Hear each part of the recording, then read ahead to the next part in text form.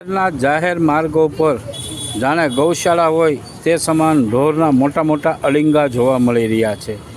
Gandhibagh road, કુબેરબાગ તેમજ શહેરના અન્ય ઘણા બધા વિસ્તારોમાં મોટા પ્રમાણમાં મૂંગા ઢોર બપોર બાદ રોડની વચ્ચે બેસતા હોય છે, જેના કારણે વાહન ચાલકો તેમજ ત્યાંથી પસાર થતી પબ્લિક તેમજ ઇમરજન્સી વાહન સહિતના વાહનોને ત્યાંથી પસાર થવું ભારે તકલીફ પડી રહી છે.